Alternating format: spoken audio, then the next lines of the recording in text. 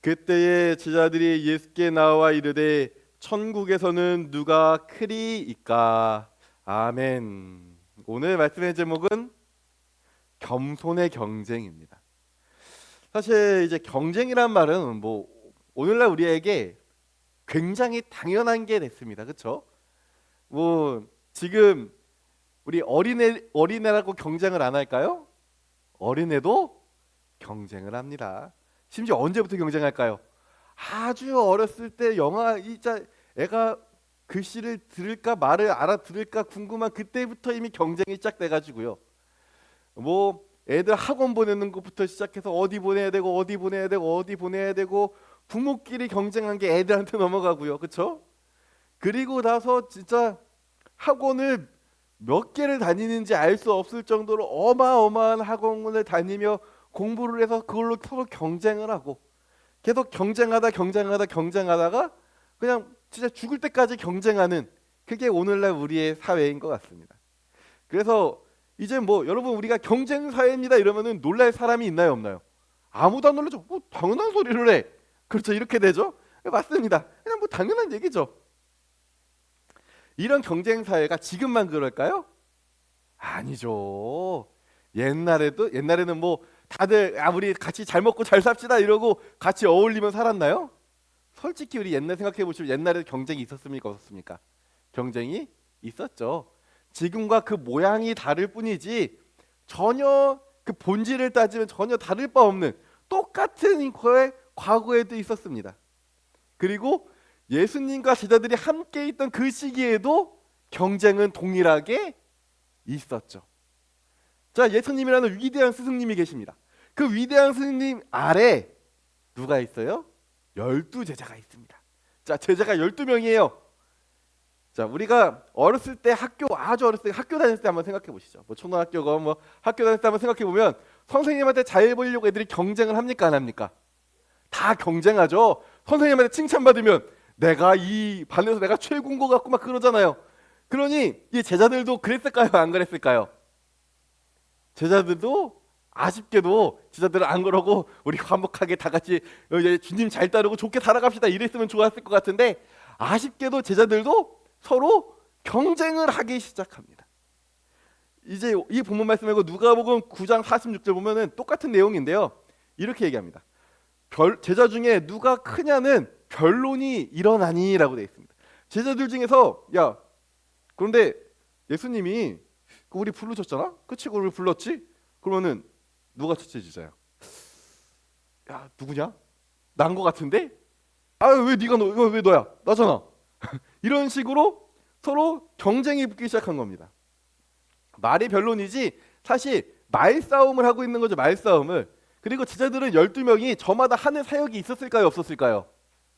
저마다 하는 역할이 있었을 겁니다. 저마다 감당하는 짐들도 있었을 거예요. 그러니까 어떻게 생각해요? 내가 하는 일이 이렇게 큰 일인데 내가 너희들보다 낫지. 야 내가 천국에서 너보다 크다니까. 이거 얘기하면서 서로 아마 몸싸움 얘기는 없었으니까 아마 말로 치열하게 싸웠던 것 같습니다. 그런데 더 문제는 뭐냐면 마가복음 9장 33절에서 34절 보면 어떻게 되어 있냐면요. 가버나움에 이르러 집에 계실 때 제자들에게 물어 이르되 예수님이 제자들에게 물어보는 거예요. 너희가 길에서 서로 토론한 것이 무엇이냐 하시되 뭐요? 그들이 예수님이 물어보는 거죠. 너네들 길에서 싸우는 소리 내가 들었는데 너네 뭐 때문에 싸운 거야 하니까 그들이 뭐라고 말할까요? 예수님 내가 높지요 이거 얘기할까요? 아쉽게도 그들이 잠잠하니 왜요? 할 말이 없죠. 이는 길에서 서로 누가 크냐고 쟁론하였습니다. 쟁론이 뭐예요? 전쟁하듯 말했다는 거예요. 싸우든 얘기한 거예요. 그러니까 진짜 말싸움이 일어난 거죠. 내가 더 큰데 내가 이런 일도 하고 내가 이런 일도 하고 하면서 길거리에서 사람들이 다 보는데 내가 예수님이에요. 내가 첫째 제자지. 내가 이렇게 큰 일을 했는데 이러면서 서로 싸웠다는 얘기예요. 기가 막히죠. 예수님의 제자들이라고 막 거룩하고 위대한 사람들이 아닙니다. 항상 착각하시면 안 돼요. 그들도 우리랑 똑같은 사람이에요. 그러니까 예수님한테 잘 보이려고 하고 서로 더 높은 자리에 올라가려고 하는 겁니다. 막 이랬겠죠. 사람들이 보는 앞에서 내가 예수님을 더 이렇게 잘 섬겼다, 내가 이렇게 너보다 일을 잘했는데, 이러면서 서로 막 싸운 겁니다. 이건 단순히 이번만이 아닙니다. 왜냐하면 나중에 일인데 마가복음 10장에 보면 뭐라고 되어 있냐면, 아마 들어보셨을 거예요. 10장 35절입니다. 세데베의 아들 야고보와 요한이 주께 나와 여짜오되 선생님이여 무엇이든지 우리가 구하는 바를 우리에게 하여 주시기를 원하옵나이다. 주님, 우리가 부탁이 있어요 하고 뭘 부탁해요? 여짜오되 주의 영광 중에 우리를 하나는 주의 우편에 두시고 하나는 주의 좌편에 두소서, 이거 얘기한 거잖아요. 그러니 이 경쟁이 얼마나 심했는지 아시겠죠? 아예 대놓고 예수님한테 부탁하는 거예요. 예수님 다른 사람 말고 저 한 명 우편, 한 명 좌편 이렇게 해가지고 오른팔 왼팔로 삼아 주십시오라고 얘기하는 거죠. 그럼 제자들이 반응이, 야 축하한다, 그래 네가 예수님 오른팔이 되고 왼팔이 되어라, 이러고 좋아했을까요? 아쉽게도 아닙니다. 41절 보면 열 제자들이 듣고 야고보와 요한에 대하여 화를 내거늘이라고 되어 있습니다. 그러니까 막 머리끝까지 화가 난 거예요. 야 네가 어디 그 자리에 있어, 내가 있는데 내가 그 자리에 앉아야 되는데 왜 네가 앉아, 이러면서 이들은 서로 치열하게 경쟁하고 있었습니다. 누가 위대한 자인가, 누가 더 뛰어난 자인가, 저 천국에서 누가 더 높은 사람인가를 두고 서로 막 싸우고 있는 거예요. 이게 지금 은연중에 계속 벌어지는 일입니다. 제자들의 모습은 그러므로 마냥 아름답고 거룩한 모습이 아니라 제자들은 서로를 이기기 위해서 물고 뜯고 있는 그런 상황인 거죠. 그러니 본론으로 다시 돌아갑시다. 본문으로 돌아가면 1절에 그때에 제자들이 예수께 나와 이르되 천국에서 누가 크니까, 이제 아마 싸우고 예수님도 물어보고 하다가 제자들이 물어보는 거죠. 예수님 그런데 천국에서 누가 큽니까? 라고 물어보는 거죠. 아마 자기 마음속에서는 베드로가 크다, 혹은 요한이 크다, 가룟 유다가 크다, 이렇게 다 자기 마음속에 생각하고 있을 거예요. 왜냐하면 생각해 봅시다. 베드로는 주님 그래도 제가 제일 크죠. 그래도 제가 주님 곁에서 수발도 많이 들었고, 제가 주님을 하나님의 아들이자 그리스도시라고 제가 고백하지 않은 사람인데 라고 하면서 당연히 내가 나오겠지, 이런 생각을 했을 겁니다. 그러면 안드레는 어땠을까요? 안드레도 아마 자기가 뽑혔을 거라 생각했을 겁니다. 왜냐하면 베드로를 누가 전도했어요? 요한복음 1장 41절 보면 그가 먼저 자기 형제 시몬을 찾아가 말하되 우리가 메시아를 만났다 하고 라고 되어 있습니다. 그러니까 안드레가 베드로를 전도했거든요. 그러니까 안드레가, 야 베드로야, 내가 선배야, 내가 선배니까 내가 너보다 위에 있어야지, 응? 이게 예수님이 내가 크다고 얘기하실 거야 라고 베드로도 안드레도 생각했겠죠. 그리고 가룟 유다도 뭐라 생각했을까요? 가룟 유다도 내가 그래도 돈깨를 맡고 있는데, 내가 재정부 장관인데 원래 권력은 돈에서 나오는 거 아닌가? 그러면은 나도 천국에서 한 자리 하겠구나, 나를 불러주시겠지, 이런 생각을 다 했을 겁니다. 아마 다른 제자들도 우리가 알지 못해도 수많은 각자의 이유를 들어가며 내가 천국에서 가장 큰 자다, 다 그거 꿈꾸고 자기 이름만 불러주기를 애타게 바라며 주님 누가 천국에서 큰 자인지요, 이렇게 물어본 거죠. 그랬더니 예수님이 이제 대답을 하시려고 하니까 이제 다들 집중을 합니다. 과연 누가 1등일까? 그래도 예수님 1등만 말하지 말고 순위를 좀 불러주시면 내가 적어도 얘보단 내가 높겠지, 막 이러면서 서로 아마 온갖 그런 생각을 했을 겁니다. 하지만 주님은 그들을 선택하지 않으시고 누구를 선택해요? 2절을 봐볼까요? 예수께서 한 어린아이를 불러 그들 가운데 세우시고, 이 어린애를 가운데에 세워두십니다. 자, 누구를 선택했어요? 예수님은 어린애를 선택했어요. 그리고 3절입니다. 이르시되 진실로 너희에게 이르노니 너희가 돌이켜 어린아이들과 같이 되지 아니하면 결단코 천국에 들어가지 못하리라라고 얘기하십니다. 자, 어린애가 소중합니까? 안 소중합니까? 소중하죠. 오늘에야 소중합니다. 오늘날에야 어린애가 어떤 어른들보다 훨씬 소중하죠. 특히나 우리나라는 진짜 이 애가 얼마나 소중합니까? 정말 출산을 안 하는 우리나라의 입장에서, 물론 저도 한 죄인이긴 하지만, 결혼을 못해서 저도 죄인이긴 하지만, 우리나라가 이게 참 그렇잖아요. 아이가 정말 소중한 나라죠. 근데 당시에는 어린아이는 뭐였냐면 그냥 키 작은 어른이었습니다. 당시의 사람들에게 어린아이는 그냥 키 작은 어른이고요, 완성이 되지 못한 어른이에요. 그러니까 이 어린아이가 만약에 불구로 태어나거나 그러면 어떻게 해요? 영아 살해라고 합니다. 그 죽입니다. 아유, 불량품이 태어났네. 이러고 죽일 정도로, 그 정도로 어린아이가 이들에게 그렇게 중요한 존재가 아니었어요. 그래서 당시 관념에서 어린아이는 불완전한 존재기였고요. 인식도 굉장히 안 좋았습니다. 왜냐하면 우리가 어떻게 할 수 있냐면 다른 본문에서 보면 어린아이에 대해서 그 나약한 존재 혹은 부족한 존재를 표현됩니다. 히브리서 5장 13절 보면 이는 젖먹는 자마다 어린아이니 의의 말씀을 경험하지 못한 자요. 어린아이인데 그 젖먹는 자마다 어린아이라고 얘기하면서 의의 말씀을 경험하지 못했다. 부정적으로 어린아이를 얘기하죠. 고린도서 3장 1절에도 형제들아 내가 신령한 자들을 대함과 같이 너희에게 말할 수 없어서 육신에 속한 자 곧 그리스도 안에서 어린아이들을 대함과 같이 하노라. 이게 좋은 말이 아니라 뭐예요? 너희들이 잘 이해를 못하니까 내가 어린아이처럼 너희들에게 설명해 줄게. 너희들이 어린아이라 생각하고 내가 너희들에게 알려줄게 라고 얘기하는 거잖아요. 에베소서 4장 14절도 이는 우리가 이제부터 어린아이가 되지 아니하여 사람의 속임수와 간사한 유혹에 빠져 온갖 교훈의 풍조에 밀려 요동하지 않게 하려 함이라. 그러니까 이것도 어린아이가 좋은 게 아닙니다. 그리고 오늘날에도 사실은 어린아이는 소중하지만 어린아이처럼 취급하는 건 좋은 건가요? 안 좋은 건가요? 안 좋죠. 기분이가 안 좋죠. 기분이가 나빠집니다. 그렇죠? 마치 너 왜 이렇게 애 같냐? 이게 칭찬입니까? 아니죠. 이거는 욕하는 거죠. 그런 겁니다. 그리고 제자들도 이 어린아이에 대한 좋은 인지를 가지지 못했습니다. 좋은 생각을 가지지 못했어요. 왜냐하면 제자들도 이 시대를 살아가는 사람들입니다. 그러니까 마가복음 10장 13절에 사람들이 예수께서 만져주심을 바라고 어린아이들을 데리고 오면 제자들이 꾸짖거늘. 만약 오늘날이었으면 어린아이 데리고 오면 어떻게 합니까? 아이고 가서 예수님 만나라고. 애들 축복받아야지. 아이 이 사람아 좀 비켜봐. 애들이 간대잖아. 이러고 길을 열어주겠죠. 오늘날이면 그럴 겁니다. 근데 이때 당시는 어땠다고요? 어린애는 어른이 되지 못한 미성숙하고 불완전한 존재라고요. 그러니까 어떻게 어린아이가 예수님한테 가? 어이 저리 가 이러고 제자들이 쫓아냈던 겁니다. 막기까지 하잖아요. 심지어.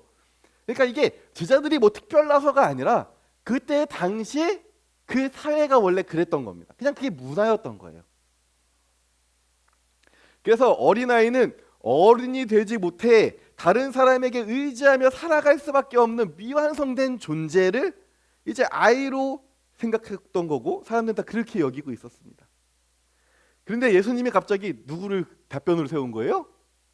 이 어린아이를 답변으로 세운 거예요. 제자들이 엄청나게 놀랐을 겁니다. 그리고서는 예수님의 말씀 3절 다시 한번 읽어보겠습니다. 이르시되 진실로 너희에게 이르노니 너희가 돌이켜 어린 아이들과 같이 되지 아니하면 결단코 천국에 들어가지 못하리라라고 되어 있습니다. 여기서 이 말씀에 집중해 보면 뭐가 있어요? 돌이켜라는 게 있습니다. 무슨 얘기예요? 지금 너네들 서로 경쟁하고 있지. 너희들 누가 더 천국에서 큰 자인지 누가 여기서 첫째 제자인지 서로 경쟁하고 있지. 그거 맞는 길이 아니다. 어떻게 하라는 거예요? 지금 너희들이 가는 길을 돌이키라는 거죠. 돌아서서 다시 되돌아오라는 거죠. 이쪽으로 가야 된다. 이쪽으로 너희들끼리 경쟁하고 누가 더 큰지 누가 더 위대한지 싸우는 건 내가 바라는 게 아니다. 너희들 돌이켜서 반대로 가라 라고 예수님이 이야기하는 겁니다. 더 위대한 것을 바라는 것, 더 위대한 길, 더 위대한 것을 꿈꾸는 것, 자꾸 이런 것들을 이제 꿈꾸지 말라고 예수님이 얘기하는 거죠. 그리고 예수님은 뭐라고 얘기합니까? 어린 아이들 같이 되라고 얘기합니다. 그럼 이 어린 아이의 특징이 뭘까요?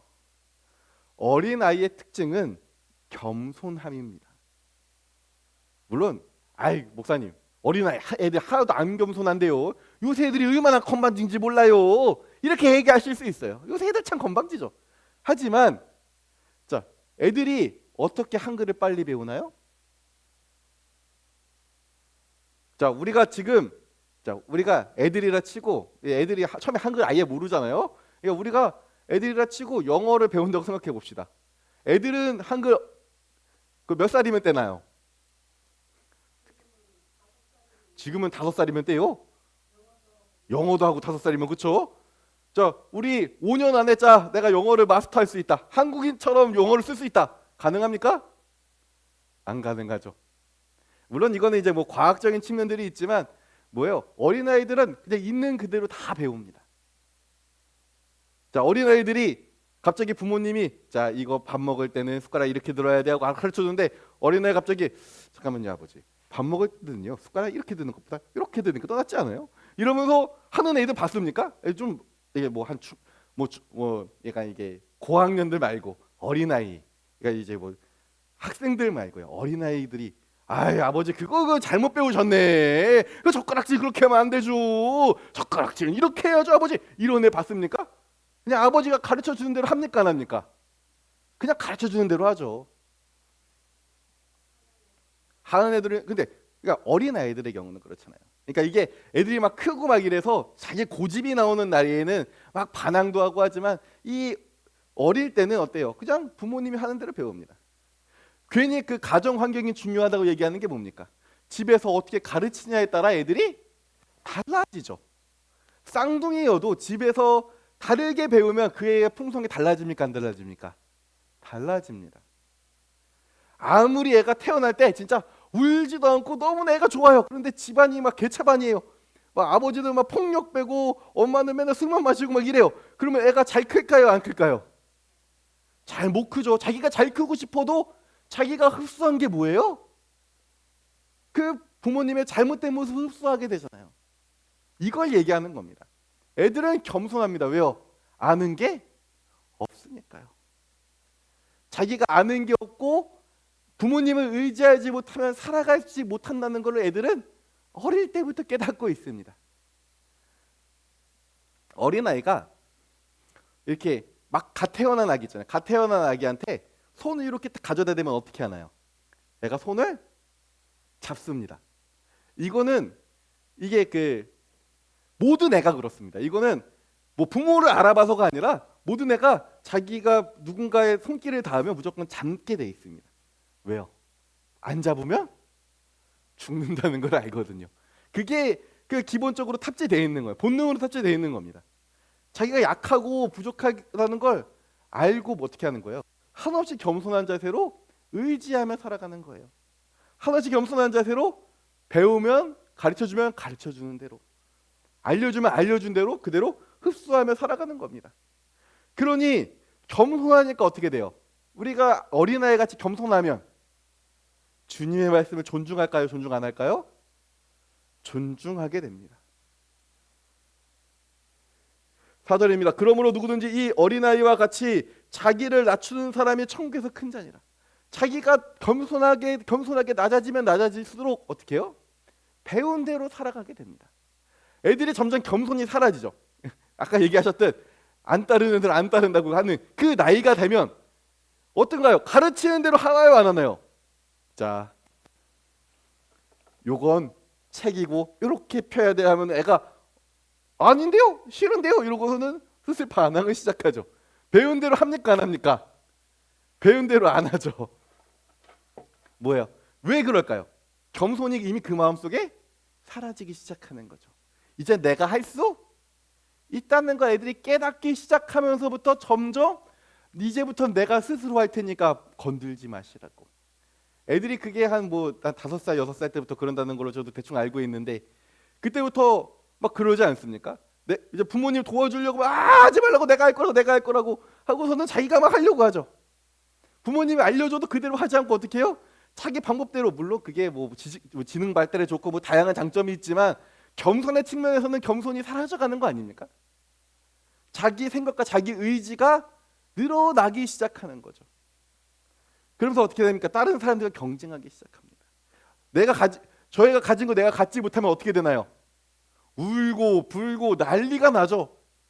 경쟁이 시작됩니다. 경쟁. 더 어렸을 때는 제가 가지고 있건 말건 상관없습니다. 관심도 없어요. 오직 엄마 아빠만 바라보고 있죠. 그런데 어느 순간 그게 사라지고 나 혼자 살아갈 수 있는 힘이 생기고 내 혼자 걷고 뛰고 말할 수 있고 표현할 수 있는 방법이 늘어나서 어떻게 되나요? 겸손은 사라지고 이제 내가 할 수 있음이 늘어나는 거고 경쟁이 시작되죠. 물론 이게 잘못됐다는 건 아니지만 우리가 어린아이 때 배워야 될 게 있는데 뭐라고요? 그 어린아이가 오직 부모님만 의지하고 부모님이 가르쳐 주신 것만 바라보며 그대로 따라 사는 그 겸손함을 우리가 배워야 됩니다.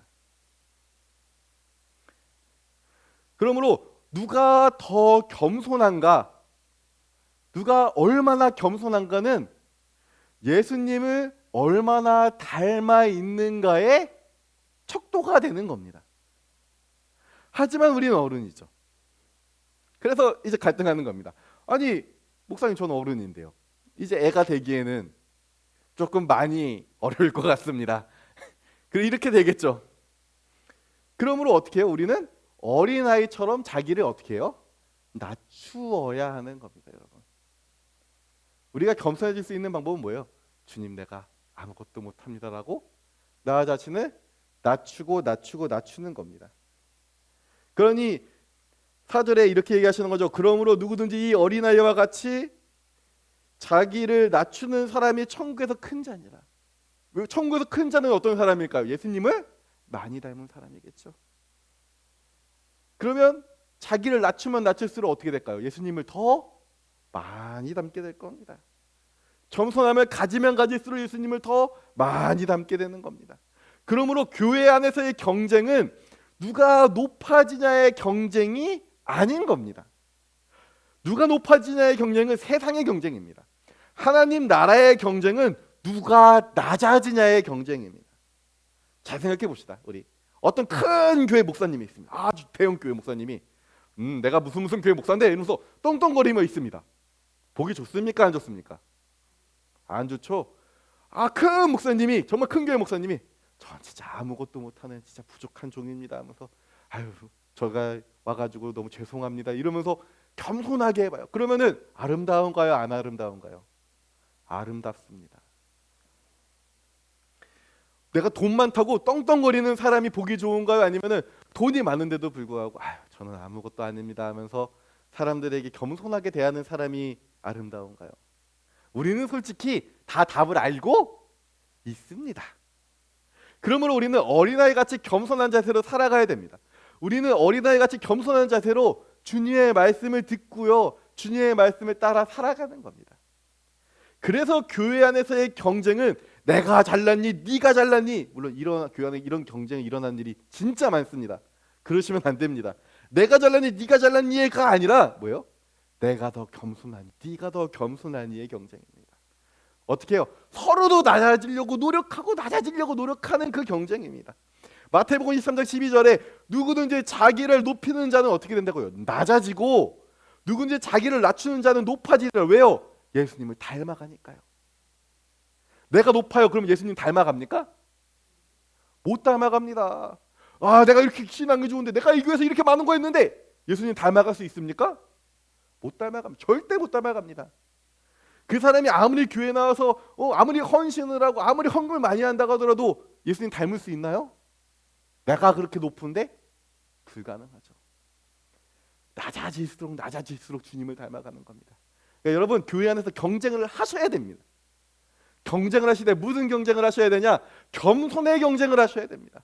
내가 더 낮아짐의 경쟁을 해야 되고요. 내가 더 섬김의 경쟁을 해야 됩니다. 그걸 가지고 경쟁을 하십시오. 내가 뭘 한 거를 자랑하는 데 경쟁하고요. 내가 이루어낸 걸 경쟁하는 게 아니라 내가 아무것도 못한다고. 나 주님밖에 없다고. 내가 이거 그러니까 섬기겠다고. 아니라고 내가 섬기겠다고 하면서 서로 낮아짐의 경쟁을 하십시오. 그러면 그 경쟁의 심판관은 누구실까요? 경쟁을 하면 심판이 있지 않습니까? 항상 심판이 누구세요? 예수님이세요. 상급도 누가 주세요? 예수님이 주세요. 그러니까 우리는 누구 기준으로 경쟁을 해야 돼요? 예수님을 기준으로 겸손의 경쟁을 하는 삶을 살아가셔야 되는 겁니다. 교회 안에서 내가 뭐 잘났다, 내가 뭐 이루어냈다 이야기할 이유가 없습니다. 교회 안에서는 주님밖에 없다고. 내가 주님 때문에 이 자리에 있다고. 그러니까 내가 이거 섬기겠다고. 아니라고 내가 이거 섬기겠다고. 아니라고 내가 이거 섬기겠다고. 이게 교회 안에서의 경쟁이 돼야 됩니다. 그런데 어느 순간부터 우리 교회 안에 세상의 경쟁이 자꾸 들어옵니다. 그래서 자기를 나타내려고 하는 경쟁, 내가 어떤 자리를 맡고 무언가를 해내는 경쟁, 어떤 거를 막 헌금을 해서 막 이렇게 자랑을 하려는 경쟁, 이런 것들이 진짜 큰 교회들에서 정말 쉴 새 없이 벌어집니다. 아니요, 그거 잘못된 겁니다. 그거는 주님의 볼 때는 어떻게 되는 거예요? 주님의 관점에서는 서로 꼴찌하겠다고 앞을 떠밀면서 내가 뒤로 갈 테니 먼저 가시라고. 주님께서 나 칭찬 안 하셔도 된다고, 내가 뒤로 가겠다고, 이거 얘기하는 겁니다. 말이 안 되는 거죠. 우리의 경쟁은 겸손의 경쟁입니다. 우리가 경쟁하고 우리가 신경 써야 되는 거는 물질도 아니고요, 명예도 아니고요, 사람들의 시선도 아니고요. 우리가 경쟁해야 될 건 서로 섬기며 겸손함의 경쟁으로 가셔야 됩니다. 그러니까 우리 서로 겸손의 경쟁을 합시다. 이건 바른 경쟁입니다.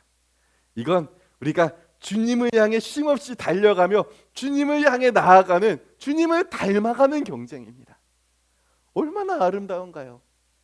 얼마나 교회가 멋있겠습니까? 그러면 교회 나오자마자 사람들이 서로 섬기려고 하고 서로 겸손해서 서로 낮아지려고 하면 이 교회가 진짜 그 천국과 같은 교회가 되지 않겠습니까?